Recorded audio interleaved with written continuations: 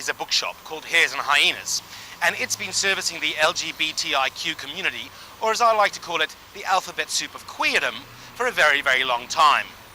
Now, something's changed recently. A tattoo parlour has opened up next to it. That's right, a tattoo parlour with a couple of big burly boys from New Zealand.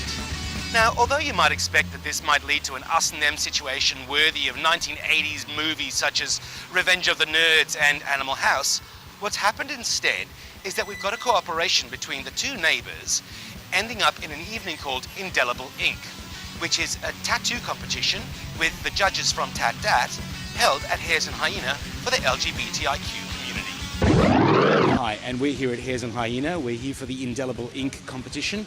I've got a couple of tattooists with me. I got Max. G'day, Max. Yep, g'day, how you doing? And I got Clyde. How are you, mate? G'day, mate. How? Now, you guys, you've been tattooing for how long? I started tattooing in 2005 in Sunshine, Alien Tattoo, Sharky. Yeah, I've been hitting it for about probably just under 2 years now. Do you on yourself, do you have like a favourite tattoo? Yeah, my favourite is this one here. No, like a Tibetan skull. This one here.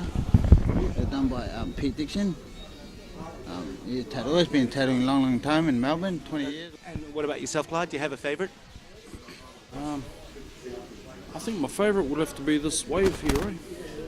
There's a deep story to this whole arm, and it relates to going to the underworld, going to where we head to when we go to the next world, and we head back to the sea. Yeah, and it's the wave that takes us there.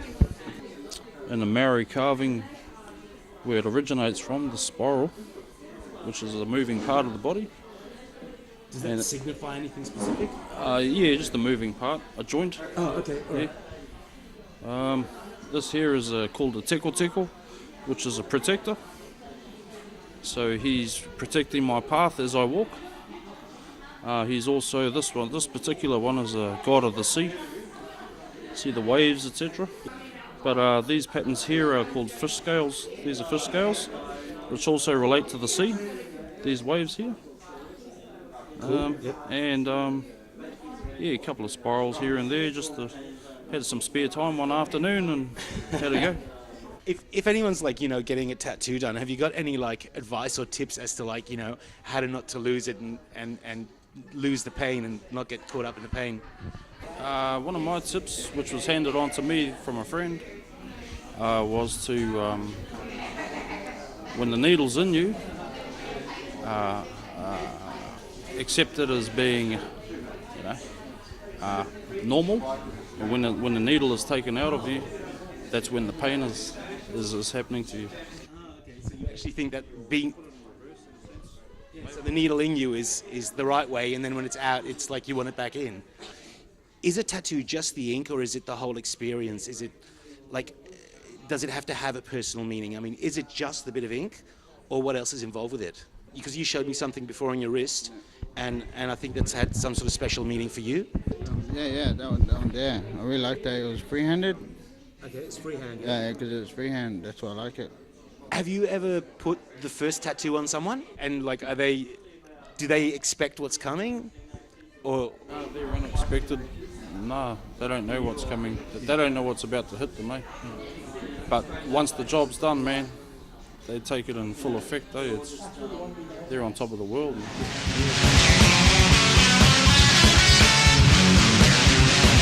Max, fantastic, right? Fantastic, cool. Thanks.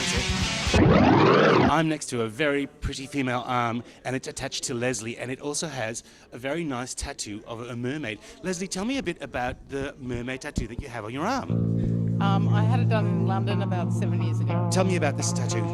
The Star, 1982. I bought my friend who was turning 18 at the time. Her name was Mim. I bought her 5 stars for her ribs, and then I bought the other one for myself. This was done quite some time ago, and it was done electronically, and it's about capturing the pain and passion of life. It's got like a flame inspired by Tibetan fire, and the heart has a symbol of eternity in thorns with the heart bleeding blood. And who actually did it for you? I can't remember the tattooist, but he did do the Elvis Presley one on some famous English singer. This tattoo is a dedication to all things bears, the subculture. When I first got it, I designed it so it was based on American Indian bear, and it's got the bear pride colours in the beads. This tattoo was done in Borneo. It's a traditional Iban tattoo, which is a tribe from Borneo who are very heavily tattooed people. And it was done at the Borneo Headhunters tattoo studio in Kuching by two Iban tattooists. And it was done using, I think it was a porcupine pick.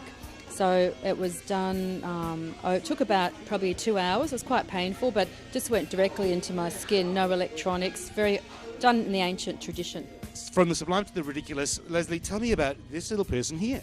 Well, this one was done in Keilor, and it's a variation on, it's a merger of, she's actually a Northern Hemisphere Norway cartoon character, which has been slightly changed by a very dear friend. Anyone can have a tattoo like this, but I was inspired to get this because I met a woman in the longhouse in the jungle who was quite an elderly woman, and I loved her tattoo, which was in this exact spot. And from what I know, this is a spot that women get tattooed in the Iban tribe, whereas men have the tattoos on the shoulders and the necks. That's Carpe Diem. Okay, and why did you choose that? It means seize the day, so live for the moment, and that's the way I want to live my life. So I hear you ask the question, who won? Man, you've got a lot of questions. It's not important. All right. The winner was Sarah with the traditional Iban tattoo. But the point is that when faced with a kind of an us and them situation, this gay lesbian establishment turned it into an us-us situation. And surely that means that we're all winners.